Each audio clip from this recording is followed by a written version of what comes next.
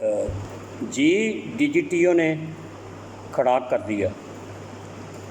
D G T O نے وہی کھڑا کیا جو مولا جٹ فلم میں سلطان رائی نے مصطفیٰ قریشی کے خلاف کیا تھا۔ آپ جانتے ہیں کہ ڈی جی ٹی او ایک عرصے سے پر اسرار خاموشی اختیار کیے ہوئے تھا۔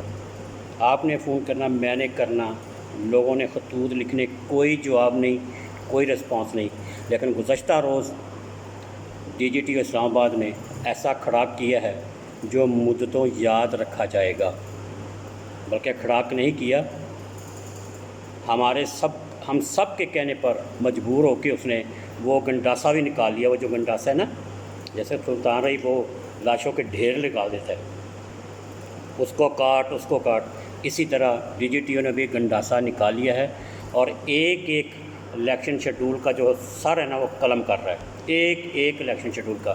اب تک جتنے بھی election schedule D G T O کے پاس گئے ہیں، ڈی جی ٹی او نے اور ان کے پورے آفس نے مل کے گنڈاسے کے ساتھ ایک الیکشن شیڈول کا سر قلم، بازو کہاں، ٹانگ کہاں، سر کہاں، اور بے تحاشا جو ہے نا وہ سر قلم کر دیے گئے ہیں الیکشن شیڈول کے۔ یہ میں سیاسی طور پر بات کر رہا ہوں۔ جو ڈی جی ٹی او خاموش تھا، بالکل خاموش تھا، کوئی جواب دینے کے لیے تیار نہیں تھا کہ آپ بتاؤ کہ صورتحال کیا ہے۔ اسلام آباد ہائی کورٹ کی سماعت کے بعد کیا مطلب ہے کرنا چاہیے چیمبرز کو؟ چیمبرز جو ہیں وہ بدستور الیکشن شیڈول بھیج رہے ہیں، تو کیا کرنا چاہیے؟ وہ خاموش تھا۔ بہرحال گزشتہ روز اس نے ایک تحریری بریف کیا ہے سیکٹری کامرس کو۔ تحریری ایک ہوتا ہے بریف کرنا 1 to 1، آپ سامنے بیٹھ کے بریف کرتے ہیں، ایک ہوتا ہے تحریری طور پر بریف کرنا کہ یہ صورتحال ہے، یہ آپشن ہے، ہم یہ کرنے جا رہے ہیں، یہ کریں گے۔ تو ناظرین، اس جو تحریری بریف ہے، جسے آپ نوٹیفیکیشن کہہ سکتے ہیں، اس میں ڈی جی ٹی او نے واضح کیا ہے کہ ایک تو مدت جو ہے وہ 2 سال ہے۔ یہ نوٹ کریں، ڈی جی ٹی او نے اپنی اس تحریری بریف میں یہ واضح کی ہے، بلکہ کھلم کھلا یہ کہا ہے کہ یہ مدت 2 سال ہے۔ اور جو دوسری سب سے بڑی بات ڈی جی ٹی او نے اپنی اس ریٹن بریف میں کی ہے وہ یہ ہے کہ الیکشن جو ہے وہ 2024 میں ہوگا۔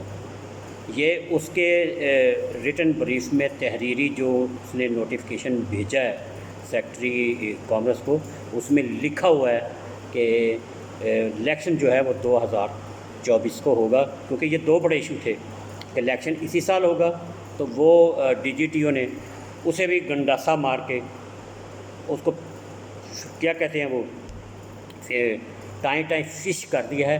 یہ میں اس کی تحریر کی بات کر رہا ہوں۔ کل صورتحال کیا بنتی ہے، اسلام آباد ہائی کورٹ کیا فیصلہ کرتا ہے، یہ تو اللہ کی ذات بہتر جانتی ہے۔ لیکن فی الحال جو ایک نوٹیفیکیشن آپ کی جیب میں بھی ہے، میرے پاس بھی ہے، پاکستان کے تمام چیمبرز، تمام ایسوسیشنز کے پاس جو نوٹیفیکیشن ہے، میں اس کی وضاحت کر رہا ہوں۔ اس میں یہ کہا گیا ہے کہ الیکشن اس سال نہیں ہے۔ یہ نوٹ کر لیں، الیکشن اس سال نہیں ہے۔ اور اس بات کو جو ہے وہ پیاف فاؤنڈر الائنس کے ایک اجلاس میں تسلیم کر لیا گیا ہے۔ وہ کیسے کہ گزشتہ روز پیاف فاؤنڈر الائنس کا اجلاس ہوا میاں مصباح رحمان اور میاں انجم نثار کی قیادت میں۔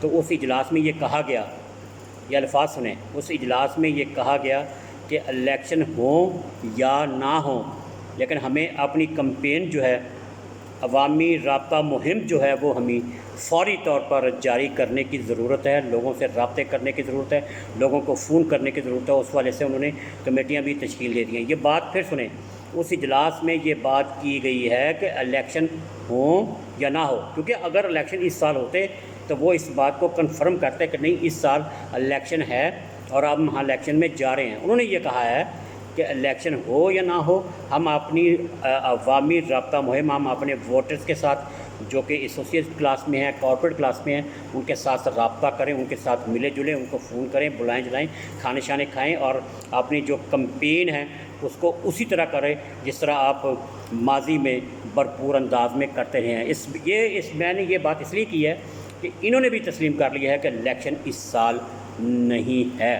تو بہرحال ناظرین، 2 option D G T O نے دیے ہیں اپنے اس ریٹن بریف میں۔ ایک تو یہ تھا کہ جن کی مدت ختم ہو گئی ہے، جن ایگزیکٹو کی، ٹھیک ہے، ان کا الیکشن جو ہے وہ کروا لیں جن کی مدت ختم ہوگی، لیکن یہ الیکشن جو ہے وہ 2024 میں ہوگا، یہ پہلا آپشن۔ دوسرا آپشن یہ ہے کہ جو سیٹ اپ اس وقت موجود ہے ایگزیکٹو باڈی کا اور آفس بیرر کا، صدر، سینئر نائب صدر اور نائب صدر، اور ایسوسیشن میں جو چیئرمین ہے، وائس چیئرمین ہے، سینئر وائس چیئرمین ہے، جو بھی ہے بہرحال جو سیٹ اپ بنا ہوا ہے اس کو کنٹینیو رکھیں، اور یہ الیکشن جو ہے 2024 میں ہوگا۔ اس کا مطلب یہ ہوگا کہ جو دوسرا آپشن ہے کہ یہ سیٹ اپ جو ہے جو اس وقت چل رہا ہے اس کو کنٹینیو کیا جائے، اور اس کا الیکشن جو ہے وہ بھی 2024 میں۔ تو اس کی وضاحت یہ ہے کہ جن کا ٹائم ختم ہو گیا تھا، جن ایگزیکٹو باڈی کے ممبران کا، وہ 12 ہیں یا 15 ہیں، اس کا مطلب یہ ہے کہ ان کو بھی 1 سال کی مدت اضافے کی دی جا رہی ہے۔ اگر وہ کنٹینیو کریں گے تو ظاہر ہے اگلے سال الیکشن ہوگا، تو اگلے سال الیکشن تک وہ ایگزیکٹو باڈی کے ممبران ہیں۔ تو ناظرین، ڈی جی ٹی او نے یہ ریٹن بریف کیا ہے سیکٹری انڈسٹری کو۔ آگے میں آپ کو جو ایک اور خبر دوں، وہ یہ سیکٹری انڈسٹری نے یہ کہا ہے کہ یہ بات آپ کی درست ہے، اس کے علاوہ اور تیسرا راستہ نہیں ہے۔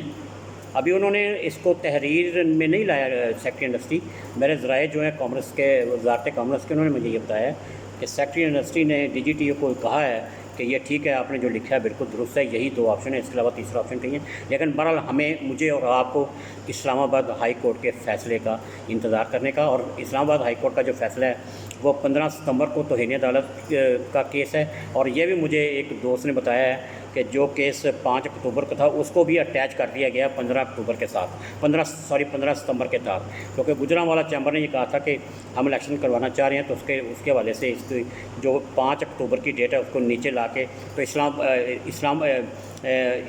سپریم کورٹ نے جو ہدایت کی ہے اسلام آباد ہائی کورٹ کو یا وہ گجرانوالہ چیمبر کو کہ آپ جائیں ان کے ساتھ، آپ کولیبوریٹ کریں، ان کے ساتھ آپ کوآرڈینیٹ کریں، اور وہ بھی میری شنید اور میرے ذرائع یہ کہہ رہے ہیں کہ وہ ڈیٹ بھی 5 اکتوبر سے 15 ستمبر یا اس سے تھوڑی سی آگے ہے، یہ آئی ایم ناٹ کنفرم، پر وہ ڈیٹ جو ہے 5 اکتوبر سے کہا ہے کہ جی آپ بھی ان کے ساتھ جا کے اٹیچ ہو جائیں، تاکہ ایک ہی دن توہین عدالت کا کیس اور جو دوسرا کیس ہے ڈی جی ٹی او کا نوٹیفکیشن سسپینڈ کرنے کا، وہ ایک ہی دن سنا جائے۔ یہ تھی ناظرین ضروری باتیں اور ضروری معلومات۔ انشاءاللہ اس کے حوالے سے جو مزید باتیں ہوں گی وہ میں آپ کے ساتھ آئندہ کے پروگرام میں شیئر کروں گا۔ اور میں آپ کو ایک اور خبر دوں کہ پیاف فاؤنڈر الائنس میں کیا ہوا، کس نے یہ کہا کہ کاشف انور سے ریزائن لیا جائے، کس نے یہ کہا کہ یہ 3 لوگ ہیں فاؤنڈر کے، اس میں سے کسی ایک کو کاشف انور کی جگہ پہ صدر بنا دیا جائے۔ اس حوالے سے ایک الگ پروگرام میں انشاءاللہ بات ہوگی۔ تیسری بات جو ہے ناظرین، وہ پہلے بھی میں کر چکا ہوں کہ خواجہ خاور رشید اور وہ ذیشان خلیل صاحب ہے جو برہنہ روڈ کے، ان کے حوالے سے بھی ایک رپورٹ جو ہے وہ طاہر منظور چودھری نے میاں انجم صاحب کو دے دی ہے۔ وہ رپورٹ کیا ہے، اس میں کس کو بے گناہ اور کس کو گنہگار قرار دیا گیا ہے، اس کے حوالے سے بھی بات انشاءاللہ ہوگی۔ اسی کے ساتھ اجازت دیں، اللہ حافظ، پاکستان زندہ باد۔